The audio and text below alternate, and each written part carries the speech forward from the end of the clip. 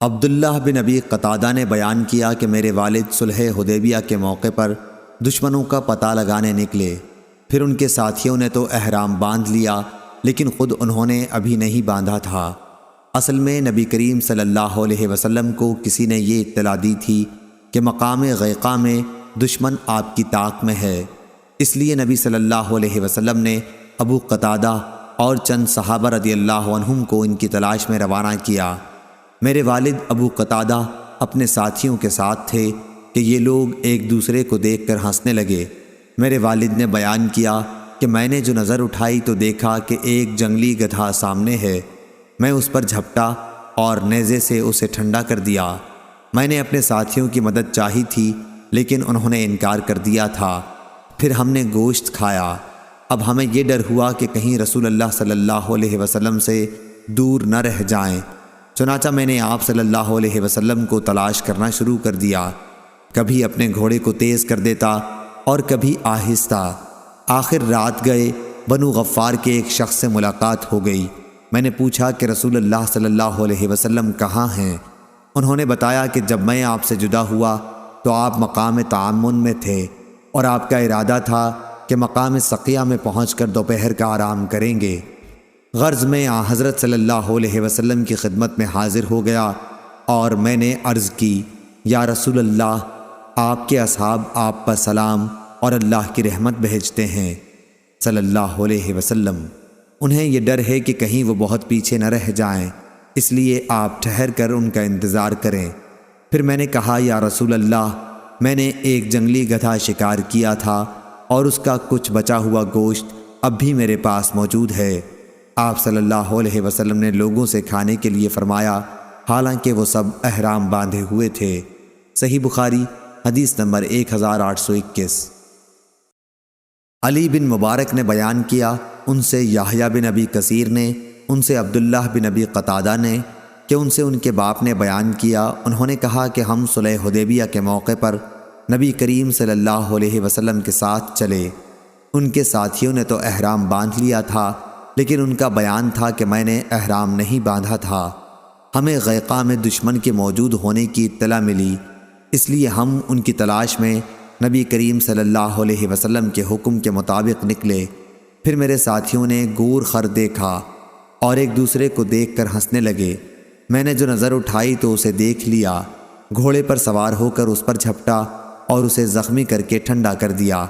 میں نے اپنے ساتھیوں سے کچھ امداد چاہی، لیکن انہوں نے انکار کر دیا۔ پھر ہم سب نے اسے کھایا اور اس کے بعد میں رسول اللہ صلی اللہ علیہ وسلم کی خدمت میں حاضر ہوا۔ پہلے ہمیں ڈر ہوا کہ کہیں ہم حضور صلی اللہ علیہ وسلم سے دور نہ رہ جائیں، اس لیے میں کبھی اپنا گھوڑا تیز کر دیتا اور کبھی آہستہ۔ آخر میری ملاقات ایک بنی غفار کے آدمی سے آدھی رات میں ہوئی۔ میں نے پوچھا کہ رسول اللہ صلی اللہ علیہ وسلم کہاں ہیں؟ انہوں نے بتایا، میں آپ سے طاحون نامی جگہ میں الگ ہوا تھا اور آپ کا ارادہ یہ تھا کہ دوپہر کو مقام سقیہ میں آرام کریں گے۔ پھر جب میں رسول اللہ صلی اللہ علیہ وسلم کی خدمت میں حاضر ہوا تو میں نے عرض کی، یا رسول اللہ صلی اللہ علیہ وسلم، آپ کے اصحاب نے آپ کو سلام کہا ہے اور انہیں ڈر ہے کہ کہیں دشمن آپ کے اور ان کے درمیان حائل نہ ہو جائے، اس لیے آپ ان کا انتظار کیجئے۔ چنانچہ آپ نے ایسا ہی کیا۔ میں نے یہ بھی عرض کی کہ یا رسول اللہ صلی اللہ علیہ وسلم، میں نے ایک گور خر کا شکار کیا اور کچھ بچا ہوا گوشت اب بھی موجود ہے۔ اس پر آپ نے اپنے اصحاب سے فرمایا کہ کھاؤ، حالانکہ وہ سب احرام باندھے ہوئے تھے۔ صحیح بخاری حدیث نمبر 1822۔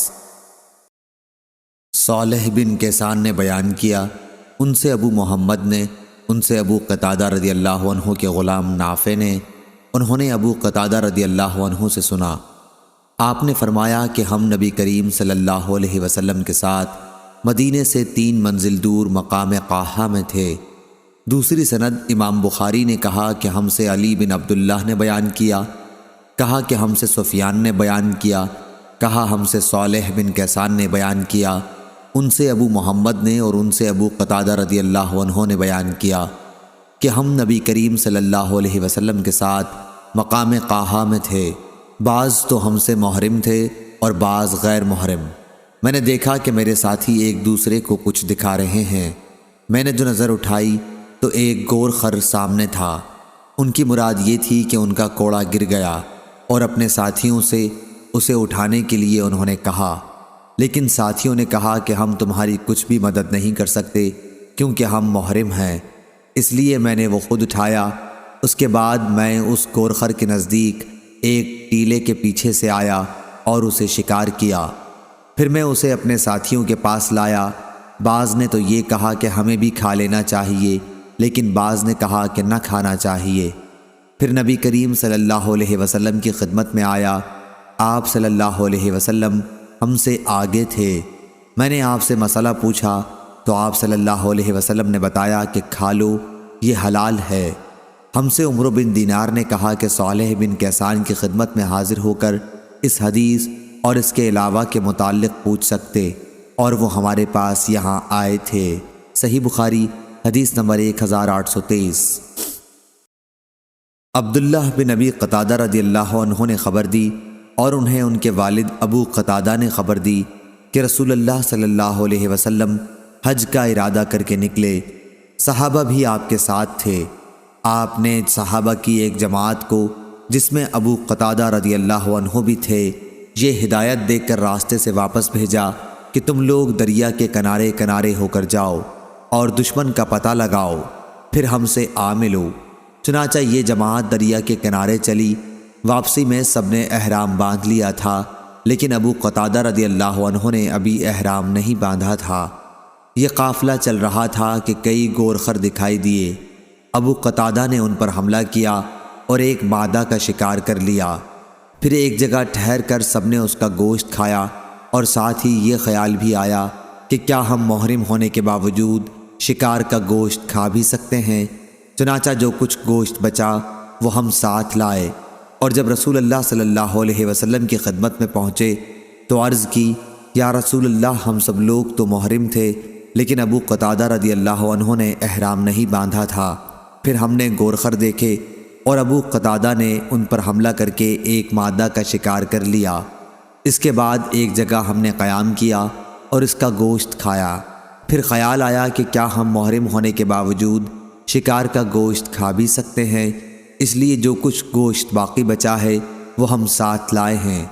آپ صلی اللہ علیہ وسلم نے پوچھا، کیا تم میں سے کسی نے ابو قتادہ رضی اللہ عنہ کو شکار کرنے کے لیے کہا تھا، یا کسی نے اس شکار کی طرف اشارہ کیا تھا؟ سب نے کہا نہیں۔ اس پر آپ صلی اللہ علیہ وسلم نے فرمایا کہ پھر بچا ہوا گوشت بھی کھا لو۔ صحیح بخاری حدیث نمبر 1824۔ امام مالک نے خبر دی، انہیں ابن شہاب نے، انہیں عبید اللہ بن عبداللہ بن عتبہ بن مسعود نے، انہیں عبداللہ بن عباس رضی اللہ عنہ نے، اور انہیں صعب بن جسامہ لیثی رضی اللہ عنہ نے، کہ جب وہ ابوا یا ودان میں تھے تو انہوں نے رسول اللہ صلی اللہ علیہ وسلم کو ایک گور خر کا تحفہ دیا، تو آپ صلی اللہ علیہ وسلم نے اسے واپس کر دیا تھا۔ پھر جب آپ نے ان کے چہروں پر ناراضگی کا رنگ دیکھا تو آپ نے فرمایا، واپسی کی وجہ صرف یہ ہے کہ احرام باندھے ہوئے ہیں۔ صحیح بخاری حدیث نمبر 1825۔ نافع نے خبر دی اور انہیں حضرت عبداللہ بن عمر رضی اللہ عنہ نے خبر دی کہ رسول اللہ صلی اللہ علیہ وسلم نے فرمایا، 5 جانور ایسے ہیں جنہیں مارنے میں محرم کے لیے کوئی حرج نہیں۔ دوسری سند۔ اور امام مالک نے عبداللہ بن دینار سے، انہوں نے عبداللہ بن عمر رضی اللہ عنہ سے روایت کی کہ رسول اللہ صلی اللہ علیہ وسلم نے فرمایا جو اوپر مذکور ہوا۔ صحیح بخاری حدیث نمبر 1826۔ تیسری سند۔ اور ہم سے مسدد نے بیان کیا، کہا ہم سے ابو عوانہ نے بیان کیا، ان سے زید بن جبیر نے بیان کیا، انہوں نے بیان کیا کہ میں نے عبداللہ بن عمر رضی اللہ عنہ سے سنا، آپ نے فرمایا کہ مجھ سے نبی کریم صلی اللہ علیہ وسلم کی بعض بیویوں نے بیان کیا کہ نبی کریم صلی اللہ علیہ وسلم نے فرمایا، محرم 5 جانوروں کو مار سکتا ہے جن کا ذکر آگے آ رہا ہے۔ صحیح بخاری حدیث نمبر 1827۔ چوتھی سند۔ اور ہم سے اسبغ نے بیان کیا، انہوں نے کہا کہ مجھ سے عبداللہ بن وہب نے بیان کیا، انہوں نے کہا کہ ہم سے یونس نے، ان سے ابن شہاب نے، اور ان سے سالم نے بیان کیا کہ حضرت عبداللہ بن عمر رضی اللہ عنہ نے بیان کیا اور ان سے حفصہ رضی اللہ عنہا نے بیان کیا تھا کہ رسول اللہ صلی اللہ علیہ وسلم نے فرمایا کہ 5 جانور ایسے ہیں جنہیں مارنے میں کوئی گناہ نہیں: کوا، چیل، چوہا، بچھو اور کاٹ کھانے والا کتا۔ صحیح بخاری حدیث نمبر 1828۔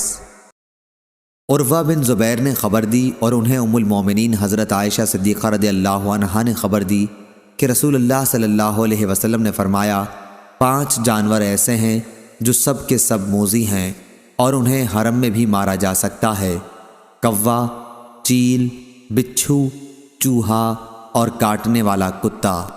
صحیح بخاری حدیث نمبر 1829۔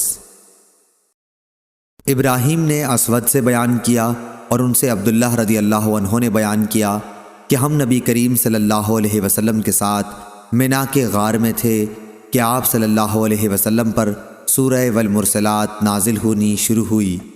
پھر آپ صلی اللہ علیہ وسلم اس کی تلاوت کرنے لگے اور میں آپ کی زبان سے اسے سیکھنے لگا۔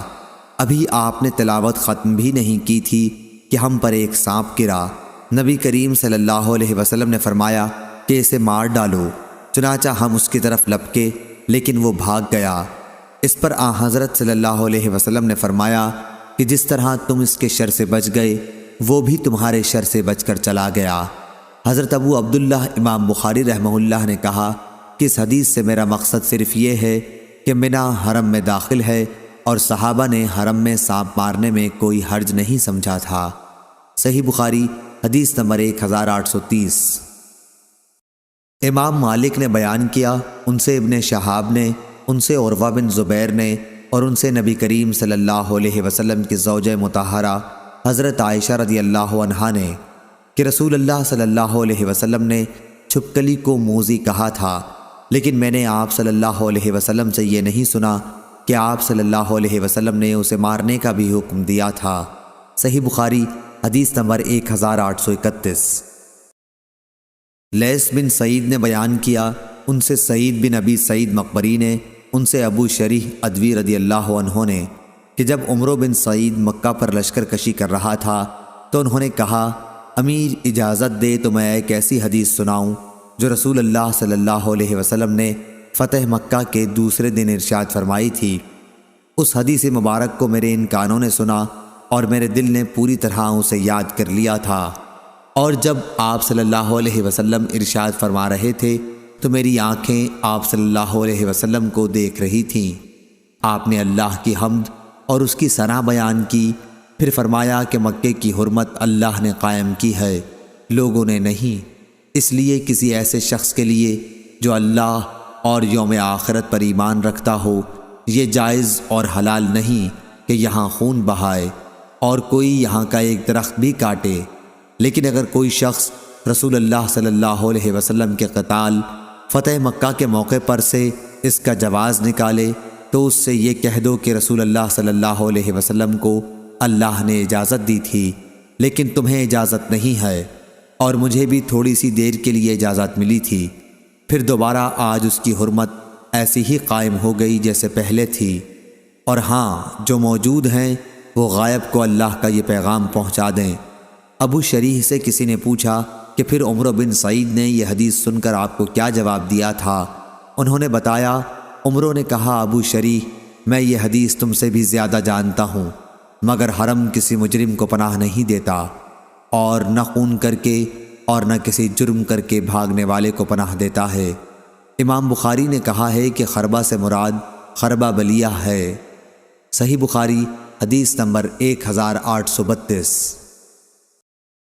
خالد نے بیان کیا، ان سے اکرمہ نے اور ان سے ابن عباس رضی اللہ عنہ نے کہ نبی کریم صلی اللہ علیہ وسلم نے فرمایا اللہ تعالی نے مکے کو حرمت والا بنایا ہے، مجھ سے پہلے بھی یہ کسی کے لیے حلال نہیں تھا، اس لیے میرے بعد بھی وہ کسی کے لیے حلال نہیں ہوگا۔ میرے لیے صرف ایک دن گھڑی بھر حلال ہوا تھا، اس لیے اس کی گھاس نہ اکھاڑی جائے اور اس کے درخت نہ کاٹے جائیں، اس کے شکار نہ بھڑکائے جائیں اور نہ وہاں کی کوئی گری ہوئی چیز اٹھائی جائے۔ ہاں اعلان کرنے والا اٹھا سکتا ہے تاکہ اصل مالک تک پہنچا دے۔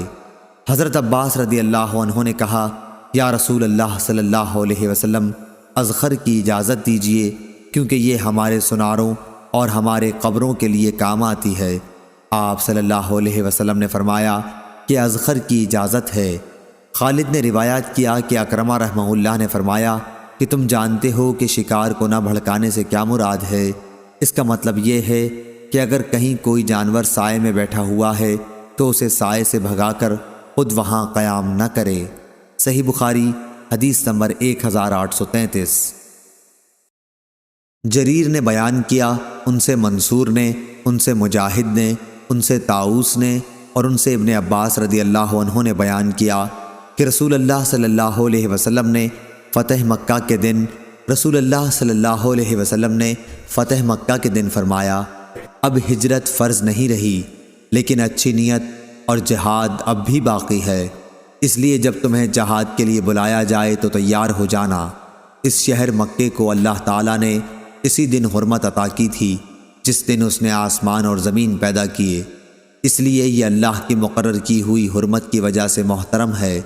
یہاں کسی کے لیے بھی مجھ سے پہلے لڑائی جائز نہیں تھی، اور مجھے بھی صرف ایک دن گھڑی بھر کے لیے فتح مکہ کے دن اجازت ملی تھی۔ اب ہمیشہ یہ شہر اللہ کی قائم کی ہوئی حرمت کی وجہ سے قیامت تک کے لیے حرمت والا ہے، پس اس کا کانٹا کاٹا جائے، نہ اس کے شکار ہانکے جائیں، اور اس شخص کے سوا جو اعلان کرنے کا ارادہ رکھتا ہو کوئی یہاں کی گری ہوئی چیز نہ اٹھائے اور نہ یہاں کی گھاس اکھاڑی جائے۔ عباس رضی اللہ عنہ نے کہا، یا رسول اللہ صلی اللہ علیہ وسلم، اذخر ایک گھاس کی اجازت تو دے دیجیے، کیونکہ یہاں یہ کاریگروں اور گھروں کے لیے ضروری ہے۔ تو آپ صلی اللہ علیہ وسلم نے فرمایا کہ اذخر کی اجازت ہے۔ صحیح بخاری حدیث نمبر 1834۔ عمرو بن دینار نے بیان کیا، پہلی بات میں جو عطا بن ابی رباح سے سنی تھی، انہوں نے بیان کیا کہ میں نے عبداللہ بن عباس رضی اللہ عنہ سے سنا، وہ کہہ رہے تھے کہ رسول اللہ صلی اللہ علیہ وسلم جب محرم تھے اس وقت آپ نے پچھنا لگوایا تھا۔ پھر میں نے انہیں یہ کہتے سنا کہ مجھ سے ابن عباس رضی اللہ عنہ سے طاؤس نے یہ حدیث بیان کی تھی۔ اس سے میں نے یہ سمجھا کہ شاید انہوں نے ان دونوں حضرات سے یہ حدیث سنی ہوگی۔ متکلم عمرو ہیں اور دونوں حضرات سے مراد عطا اور طاؤس رحمہ اللہ ہیں۔ صحیح بخاری حدیث نمبر 1835۔ سلیمان بن بلال نے بیان کیا، ان سے علقمہ بن ابی علقمہ نے، ان سے عبد الرحمن ایرج نے اور ان سے ابن بحینہ رضی اللہ عنہ نے بیان کیا کہ نبی کریم صلی اللہ علیہ وسلم نے جب کہ آپ محرم تھے اپنے سر کے بیچ میں مقام لہی جمل میں پچھنا لگوا دیا تھا۔ صحیح بخاری حدیث نمبر 1836۔ عطا بن ابی رباح نے بیان کیا اور ان سے ابن عباس رضی اللہ عنہ نے بیان کیا کہ رسول اللہ صلی اللہ علیہ وسلم نے جب میمونہ رضی اللہ عنہ سے نکاح کیا تو آپ محرم تھے۔ صحیح بخاری حدیث نمبر 1837۔ حضرت عبداللہ بن عمر رضی اللہ عنہ نے بیان کیا کہ ایک شخص نے کھڑے ہو کر پوچھا، یا رسول اللہ صلی اللہ علیہ وسلم، حالت احرام میں ہمیں کون سے کپڑے پہننے کی اجازت دیتے ہیں؟ تو نبی کریم صلی اللہ علیہ وسلم نے فرمایا کہ نہ قمیص پہنو، نہ پجامے، نہ عمامے اور نہ برنس۔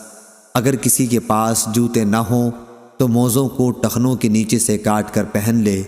اسی طرح کوئی ایسا لباس نہ پہنو جس میں زعفران یا ورس لگا ہوا ہو۔ احرام کی حالت میں عورتیں منہ پر نقاب نہ ڈالیں اور دستانے بھی نہ پہنیں۔ لیس کے ساتھ اس روایت کی مطابقت موسیٰ بن عقبہ اور اسماعیل بن ابراہیم بن عقبہ اور جویریہ اور ابن اسحاق نے نقاب اور دستانوں کے ذکر کے سلسلے میں کی ہے۔ عبید اللہ رحمہ اللہ نے ولا ورس کا لفظ بیان کیا، وہ کہتے تھے کہ احرام کی حالت میں عورت منہ پر نقاب نہ ڈالے اور نہ دستانے استعمال کرے۔ اور امام مالک نے نافع سے بیان کیا اور انہوں نے حضرت عبداللہ بن عمر رضی اللہ عنہ سے بیان کیا کہ احرام کی حالت میں عورت نقاب نہ ڈالے۔ اور لیس بن ابی سلیم نے مالک کی طرح روایت کی ہے۔ صحیح بخاری حدیث نمبر 1838۔ جریر نے بیان کیا، ان سے منصور نے، ان سے حکم نے، ان سے سعید بن جبیر نے اور ان سے ابن عباس رضی اللہ عنہ نے بیان کیا کہ ایک محرم شخص کے اونٹ نے حجۃ الوداع کے موقع پر اس کی گردن گرا کر توڑ دی اور اسے جان سے مار دیا۔ اس شخص کو رسول اللہ صلی اللہ علیہ وسلم کے سامنے لایا گیا تو آپ صلی اللہ علیہ وسلم نے فرمایا کہ انہیں غسل اور کفن دے دو، لیکن ان کا سر نہ ڈھکو اور نہ خوشبو لگاؤ، کیونکہ قیامت میں یہ لبیک کہتے ہوئے اٹھے گا۔ صحیح بخاری حدیث نمبر 1839۔ امام مالک نے خبر دی، انہیں زید بن اسلم نے، انہیں ابراہیم بن عبداللہ بن حنین نے، انہیں ان کے والد نے کہ عبداللہ بن عباس اور مسعود بن مخرمہ رضی اللہ عنہم کا مقام ابوا میں ایک مسئلے پر اختلاف ہوا۔ عبداللہ بن عباس رضی اللہ عنہ نے مجھے ابو ایوب انصاری رضی اللہ عنہ کے یہاں مسئلہ پوچھنے کے لیے بھیجا۔ میں جب ان کی خدمت میں پہنچا تو وہ کنویں کی 2 لکڑیوں کے بیچ میں غسل کر رہے تھے۔ ایک کپڑے سے انہوں نے پردہ کر رکھا تھا۔ میں نے پہنچ کر سلام کیا تو انہوں نے دریافت فرمایا کہ کون ہو؟ میں نے عرض کی کہ میں عبداللہ بن حنین ہوں، آپ کی خدمت نے مجھے عبداللہ بن عباس رضی اللہ عنہ نے بھیجا ہے یہ دریافت کرنے کے لیے کہ احرام کی حالت میں رسول صلی اللہ علیہ وسلم سر مبارک کس طرح دھوتے تھے۔ یہ کہہ کر انہوں نے کپڑے پر جس سے پردہ تھا ہاتھ رکھ کر اسے نیچے کیا۔ اب آپ کا سر دکھائی دے رہا تھا۔ جو شخص ان کے بدن پر پانی ڈال رہا تھا اس سے انہوں نے پانی ڈالنے کے لیے کہا۔ اس نے ان کے سر پر پانی ڈالا، پھر انہوں نے اپنے سر کو دونوں ہاتھوں سے ہلایا اور دونوں ہاتھ آگے لے گئے اور پھر پیچھے لائے۔ فرمایا کہ میں نے رسول اللہ صلی اللہ علیہ وسلم کو احرام کی حالت میں اسی طرح کرتے دیکھا تھا۔ صحیح بخاری حدیث نمبر 1840۔ عمرو بن دینار نے خبر دی، انہوں نے جابر بن زید سے سنا، انہوں نے حضرت عبداللہ بن عباس رضی اللہ عنہ سے سنا۔ آپ نے کہا کہ میں نے رسول کریم صلی اللہ علیہ وسلم کو عرفات میں خطبہ دیتے سنا تھا کہ جس کے پاس احرام میں جوتے نہ ہوں وہ موزے پہن لے، اور جس کے پاس تہبند نہ ہو وہ پجامہ پہن لے۔ صحیح بخاری حدیث نمبر 1841۔ ابن شہاب نے بیان کیا، ان سے سالم نے اور ان سے حضرت عبداللہ بن عمر رضی اللہ عنہ نے بیان کیا کہ رسول کریم صلی اللہ علیہ وسلم سے پوچھا گیا کہ محرم کون سے کپڑے پہن سکتا ہے؟ آپ صلی اللہ علیہ وسلم نے فرمایا کہ قمیص، عمامہ، پاجامہ اور برنس، کنٹوپ یا باران کوٹ نہ پہنے، اور نہ کوئی ایسا کپڑا پہنے جس میں زعفران یا ورس لگی ہو، اور اگر جوتیاں نہ ہوں تو موزے پہن لے، البتہ اس طرح کاٹ لے کہ ٹخنوں سے نیچے ہو جائیں۔ صحیح بخاری حدیث نمبر 1842۔ عمرو بن دینار نے بیان کیا، ان سے جابر بن زید نے اور ان سے ابن عباس رضی اللہ عنہ نے بیان کیا کہ نبی کریم صلی اللہ علیہ وسلم نے ہم کو میدان عرفات میں وعظ سنایا۔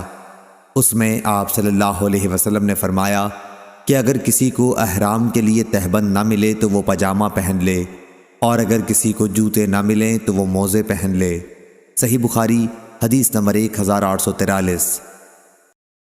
عبید اللہ بن موصلی نے بیان کیا، انہوں نے کہا کہ ہم سے اسرائیل نے، انہوں نے کہا کہ ہم سے ابو اسحاق نے بیان کیا، اور ان سے برا رضی اللہ عنہ نے بیان کیا کہ نبی کریم صلی اللہ علیہ وسلم نے ذی قعدہ میں عمرہ کیا تو مکے والوں نے آپ کو مکے میں داخل ہونے سے روک دیا۔ پھر ان سے اس شرط پر صلح ہوئی کہ ہتھیار نیام میں ڈال کر مکے میں داخل ہوں گے۔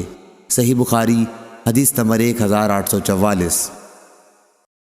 وہیب نے بیان کیا، ان سے عبداللہ بن طاؤس نے، ان سے ان کے باپ نے، ان سے عبداللہ بن عباس رضی اللہ عنہ نے کہ نبی کریم صلی اللہ علیہ وسلم نے مدینہ والوں کے لیے ذوالحلیفہ کو میقات بنایا، نجد والوں کے لیے قرن منازل کو، اور یمن والوں کے لیے یلملم کو۔ یہ میقات ان ملکوں کے باشندوں کے لیے ہے اور دوسرے ان تمام ملکوں کے لیے بھی جو ان ملکوں سے ہو کر مکہ آئیں اور حج اور عمرے کا بھی ارادہ رکھتے ہوں، لیکن جو لوگ ان حدود کے اندر ہوں تو ان کی میقات وہی جگہ ہے جہاں سے وہ اپنا سفر شروع کریں، یہاں تک کہ مکہ والوں کی میقات مکہ ہی ہے۔ صحیح بخاری حدیث نمبر 1845۔ امام مالک نے خبر دی، انہیں ابن شہاب زہری نے اور انہیں انس بن مالک رضی اللہ عنہ نے آ کر خبر دی کہ فتح مکہ کے دن رسول کریم صلی اللہ علیہ وسلم جب مکہ میں داخل ہوئے تو آپ کے سر پر خود تھا، جس وقت آپ صلی اللہ علیہ وسلم نے اتارا تو ایک شخص نے خبر دی کہ ابن قتل کعبہ کے پردوں سے لٹک رہا ہے۔ آپ صلی اللہ علیہ وسلم نے فرمایا کہ اسے قتل کر دو۔ صحیح بخاری حدیث نمبر 1846۔ صفوان بن یعلی نے بیان کیا، ان سے ان کے والد نے، کہ میں رسول اللہ صلی اللہ علیہ وسلم کے ساتھ تھا کہ آپ کی خدمت میں ایک شخص جو جبہ پہنے ہوئے تھا حاضر ہوا، اور اس پر زردی یا اسی طرح کی کسی خوشبو کا نشان تھا۔ عمر رضی اللہ عنہ مجھ سے کہا کرتے تھے، کیا تم چاہتے ہو کہ جب آن حضرت صلی اللہ علیہ وسلم پر وحی نازل ہونے لگے تو تم آن حضرت صلی اللہ علیہ وسلم کو دیکھ سکو؟ اس وقت آپ پر وحی نازل ہوئی، پھر وہ حالت جاتی رہی، پھر آپ نے فرمایا کہ جس طرح اپنے حج میں کرتے ہو اسی طرح عمرے میں بھی کرو۔ صحیح بخاری حدیث نمبر 1847۔ ایک شخص نے دوسرے شخص کے ہاتھ میں دانت سے کاٹا تھا، دوسرے نے جو اپنا ہاتھ کھینچا تو اس کا دانت اکھڑ گیا۔ نبی کریم صلی اللہ علیہ وسلم نے اس کا کوئی بدلہ نہیں دلوایا۔ صحیح بخاری حدیث نمبر 1848۔ سعید بن جبیر نے بیان کیا، اور ان سے حضرت عبداللہ بن عباس رضی اللہ عنہ نے کہا کہ میدان عرفات میں ایک شخص نبی کریم صلی اللہ علیہ وسلم کے ساتھ ٹھہرا ہوا تھا کہ اپنی اونٹنی سے گر پڑا، اور اس اونٹنی نے اس کی گردن توڑ ڈالی۔ نبی کریم صلی اللہ علیہ وسلم نے فرمایا کہ پانی اور بیری کے پتوں سے اسے غسل دو، اور احرام ہی کے 2 کپڑوں کا کفن دو، لیکن خوشبو نہ لگانا، نہ اس کا سر چھپانا، کیونکہ اللہ تعالیٰ قیامت میں اسے لبیک کہتے اٹھائے گا۔ صحیح بخاری حدیث نمبر 1849۔ سعید بن جبیر نے بیان کیا، اور ان سے حضرت عبداللہ بن عباس رضی اللہ عنہ نے، کہ ایک شخص نبی کریم صلی اللہ علیہ وسلم کے ساتھ عرفات میں ٹھہرا ہوا تھا کہ اپنی اونٹنی سے گر پڑا، اور اس نے اس کی گردن توڑ دی، تو نبی کریم صلی اللہ علیہ وسلم نے فرمایا کہ اسے پانی اور بیری سے غسل دے کر 2 کپڑوں احرام والوں ہی میں کفنا دو، لیکن خوشبو نہ لگانا، نہ سر چھپانا اور نہ حنوط لگانا، کیونکہ اللہ تعالیٰ قیامت میں اسے لبیک پکارتے ہوئے اٹھائے گا۔ صحیح بخاری حدیث نمبر 1850۔ سعید بن جبیر نے خبر دی، اور انہیں ابن عباس رضی اللہ عنہ نے، کہ ایک شخص نبی کریم صلی اللہ علیہ وسلم کے ساتھ میدان عرفات میں تھا کہ اس کے اونٹ نے گرا کر اس کی گردن توڑ دی۔ وہ شخص محرم تھا اور مر گیا۔ نبی کریم صلی اللہ علیہ وسلم نے یہ ہدایت دی کہ اسے پانی اور بیری کا غسل اور احرام کے 2 کپڑوں کا کفن دیا جائے، البتہ اس کو خوشبو نہ لگاؤ، نہ اس کا سر چھپاؤ، کیونکہ قیامت کے دن وہ لبیک کہتا ہوا اٹھے گا۔ صحیح بخاری حدیث نمبر 1851۔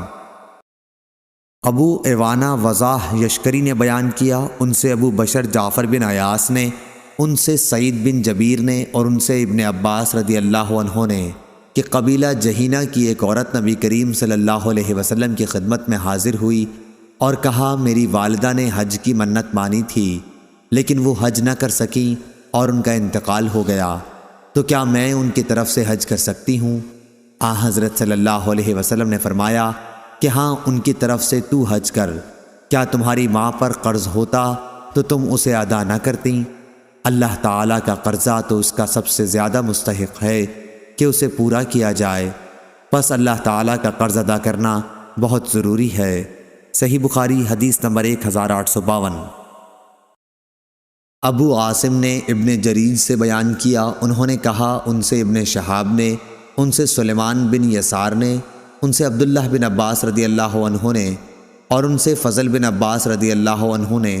دوسری سند سے امام بخاری نے کہا، ہم سے موسیٰ بن اسماعیل نے بیان کیا، کہا کہ ہم سے عبدالعزیز بن ابی سلمہ نے بیان کیا، کہا ہم سے ابن شہاب ظاہری نے بیان کیا، ان سے سلیمان بن یسار نے، اور ان سے ابن عباس رضی اللہ عنہ نے، کہ حجۃ الوداع کے موقع پر قبیلہ خشم کی ایک عورت آئی اور عرض کی، یا رسول اللہ صلی اللہ علیہ وسلم، اللہ تعالیٰ کی طرف سے فریضہ حج جو اس کے بندوں پر ہے، اس نے میرے بوڑھے باپ کو بھی پا لیا ہے کہ وہ سواری پر بھی بیٹھ سکیں، تو کیا میں ان کی طرف سے حج کر لوں تو ان کا حج ادا ہو جائے گا؟ آپ صلی اللہ علیہ وسلم نے فرمایا کہ ہاں۔ صحیح بخاری حدیث نمبر 1853 1854۔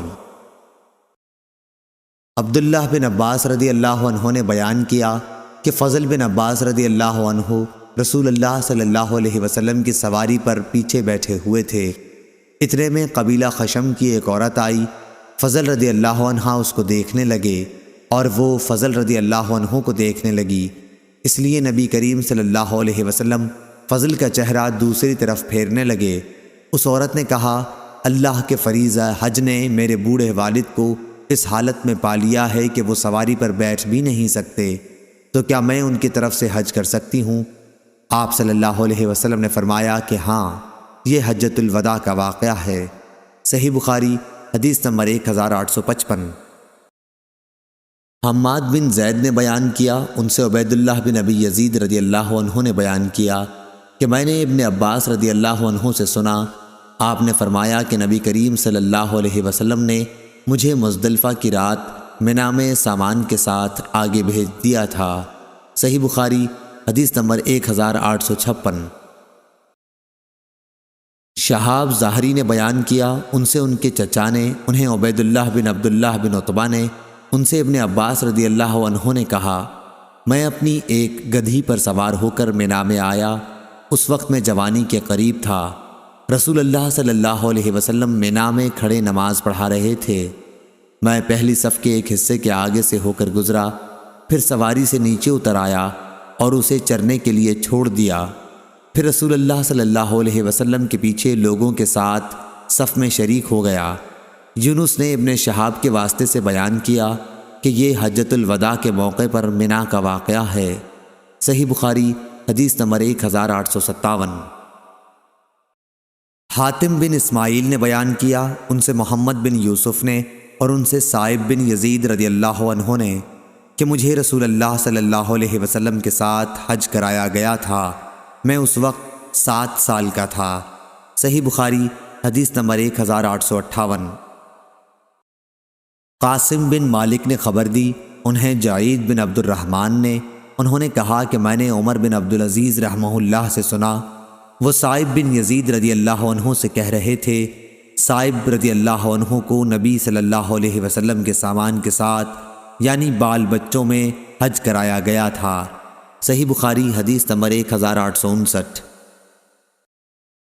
احمد بن محمد نے کہا کہ ان سے ابراہیم بن سعد نے بیان کیا، ان سے ان کے والد نے، ان سے ان کے دادا ابراہیم بن عبد الرحمن بن عوف رضی اللہ عنہ نے کہ حضرت عمر رضی اللہ عنہ نے اپنے آخری حج کے موقع پر نبی کریم صلی اللہ علیہ وسلم کی بیویوں کے حج کی اجازت دی تھی اور ان کے ساتھ عثمان بن عفان اور عبد الرحمن بن عوف رضی اللہ عنہ کو بھیجا تھا۔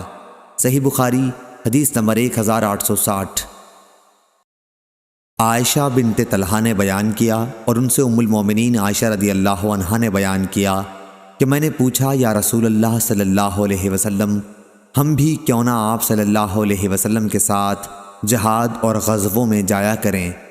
آپ صلی اللہ علیہ وسلم نے فرمایا، تم لوگوں کے لیے سب سے عمدہ اور سب سے مناسب جہاد حج ہے، وہ حج جو مقبول ہو۔ حضرت عائشہ رضی اللہ عنہا کہتی تھیں کہ جب سے میں نے رسول اللہ صلی اللہ علیہ وسلم کا یہ ارشاد سن لیا ہے، حج کو میں کبھی چھوڑنے والی نہیں ہوں۔ صحیح بخاری حدیث نمبر 1861۔ عمرو بن دینار نے بیان کیا، ان سے ابن عباس رضی اللہ عنہ کے غلام ابو معبد نے اور ان سے ابن عباس رضی اللہ عنہ نے کہ نبی کریم صلی اللہ علیہ وسلم نے فرمایا کہ کوئی عورت اپنے محرم رشتہ دار کے بغیر سفر نہ کرے اور کوئی شخص کسی عورت کے پاس اس وقت تک نہ جائے جب تک وہاں ذی رحم محرم موجود نہ ہو۔ ایک شخص نے پوچھا، یا رسول اللہ صلی اللہ علیہ وسلم، میں تو فلاں لشکر میں جہاد کے لیے نکلنا چاہتا ہوں، لیکن میری بیوی کا ارادہ حج کا ہے۔